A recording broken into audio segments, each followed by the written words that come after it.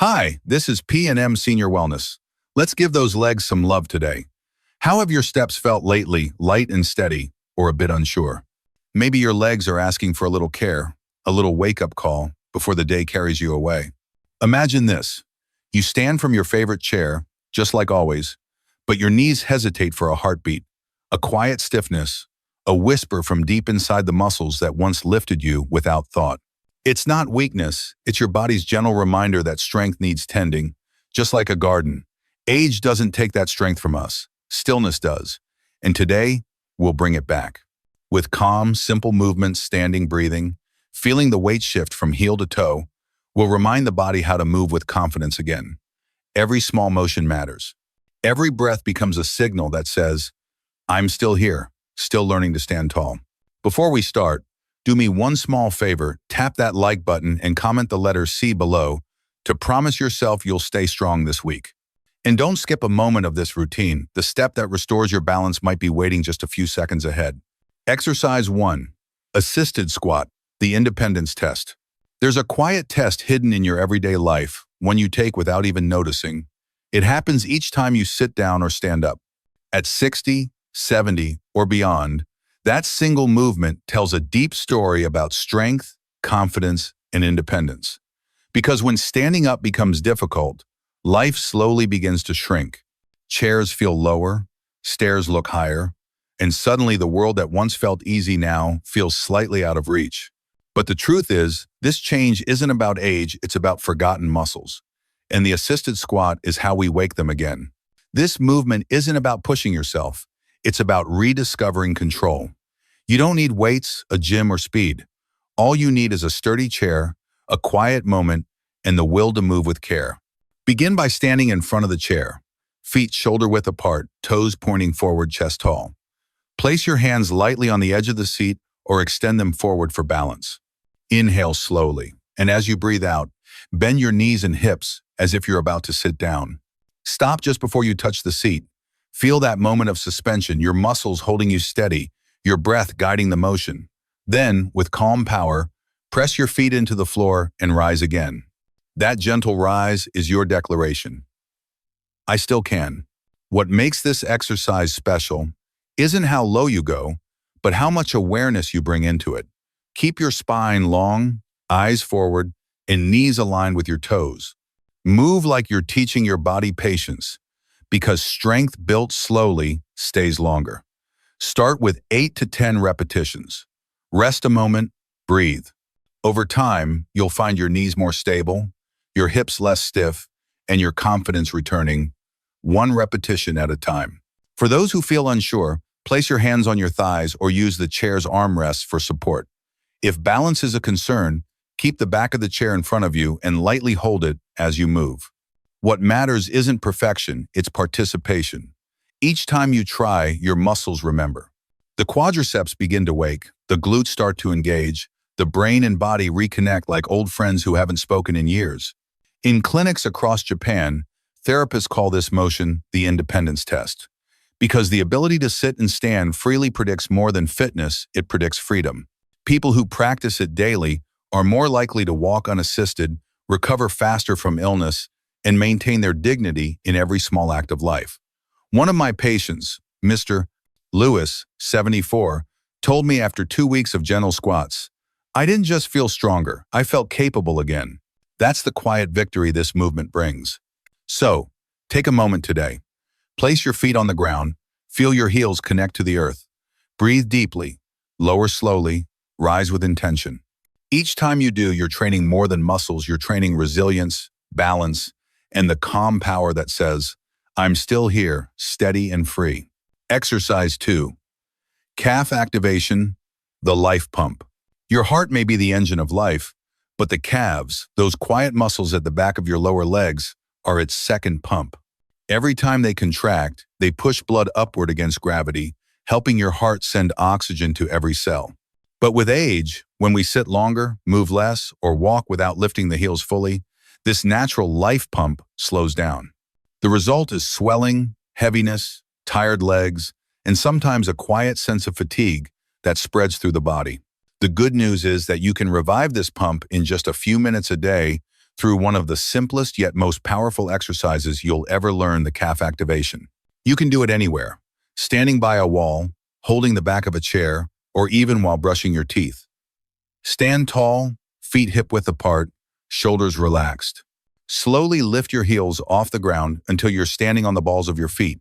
Hold there for 2 seconds. Feel the muscles in your calves tighten like small springs awakening after sleep. Then lower the heels gently back down, letting them kiss the floor without dropping. Breathe deeply. Inhale as you lift.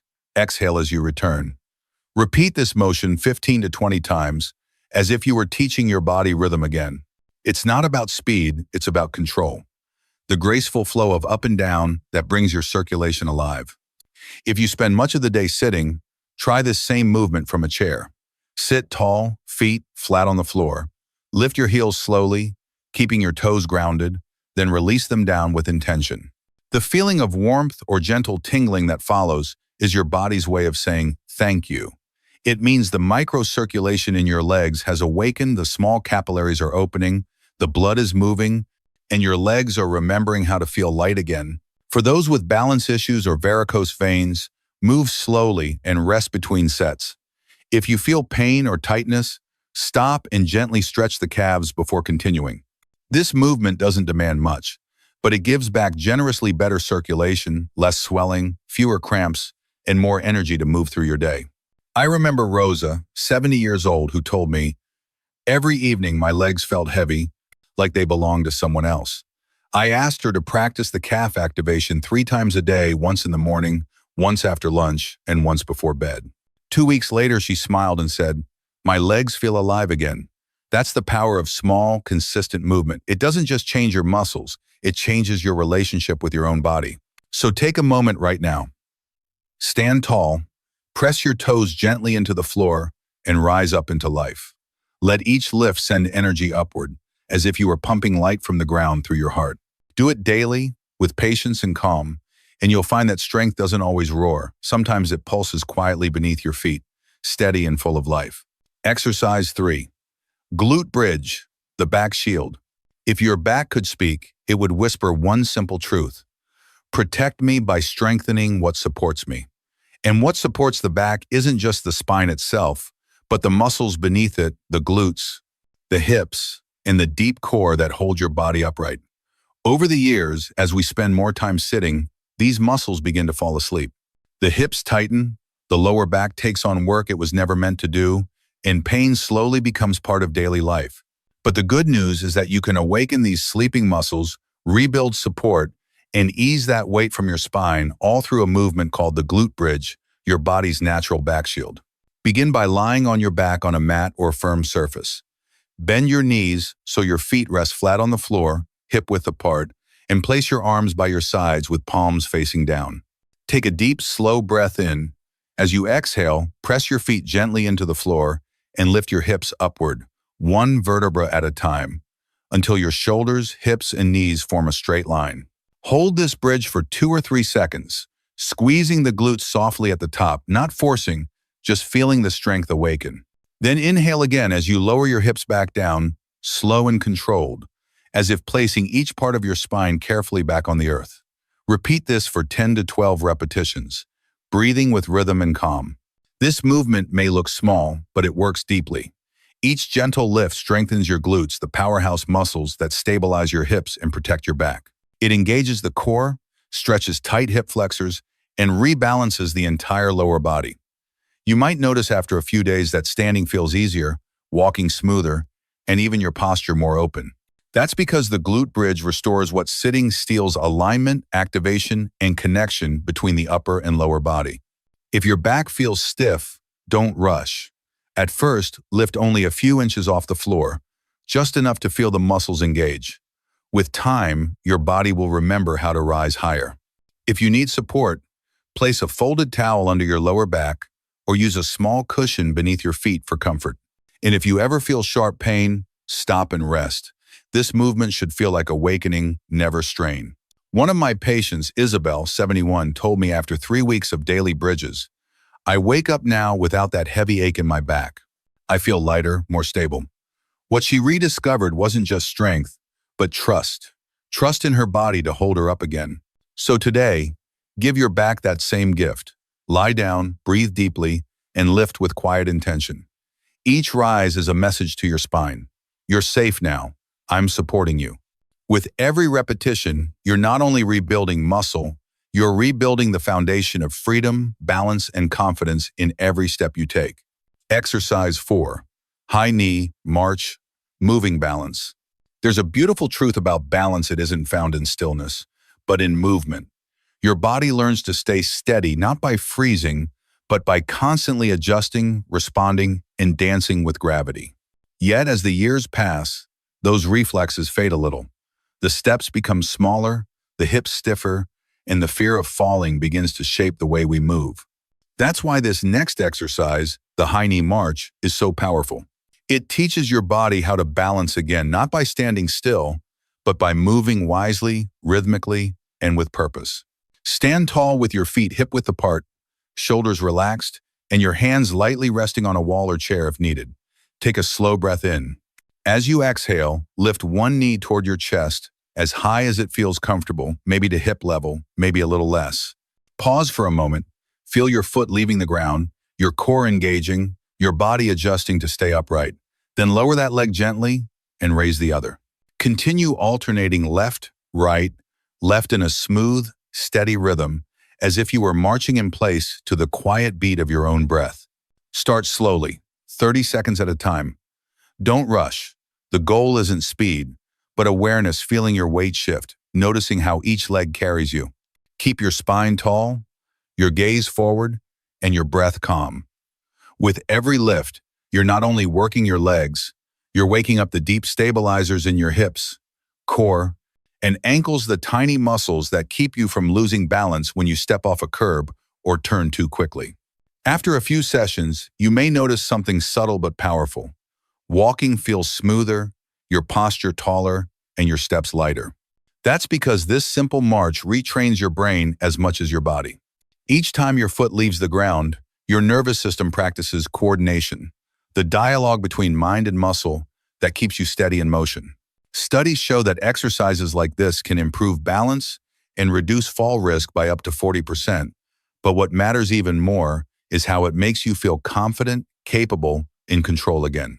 If your balance feels uncertain, keep one hand on the wall or the back of a sturdy chair. If you're stronger, add a gentle arm swing opposite the lifted leg, just like walking naturally. For those who want a bit more challenge, lift the knees a little higher or slow the motion down, holding each pause for 2 or 3 seconds to deepen stability. I once met a man named Luis, 69, who said he used to stumble on uneven ground. After 3 weeks of this simple march, 1 minute, 3 times a day, he told me, "I don't fear my steps anymore." That's what this movement gives, not just balance, but trust. So, as you stand there now, lift one knee, breathe, and feel your body find its center again. This isn't just marching in place, it's reclaiming rhythm, coordination, and the quiet assurance that every step you take can still be strong, graceful, and steady. Exercise 5, horse stance hold, the still power. There is a kind of strength that doesn't come from motion, but from stillness. The horse stance, a centuries-old posture practiced in martial arts and traditional therapy across Asia, teaches exactly that. It's not about aggression or force. It's about grounding, focus, and quiet power. When you hold this position, your body becomes both steady and alive, your legs burn gently, your breath slows, and your mind settles into the present. For older adults, it's one of the most profound ways to train strength, balance, and confidence without impact or strain. Begin by standing tall, feet wider than your shoulders, toes pointing slightly outward. Imagine that your body is a strong tree, roots spreading through the soles of your feet into the ground. Take a slow breath in, and as you exhale, bend your knees gently as if you were sitting on an invisible chair.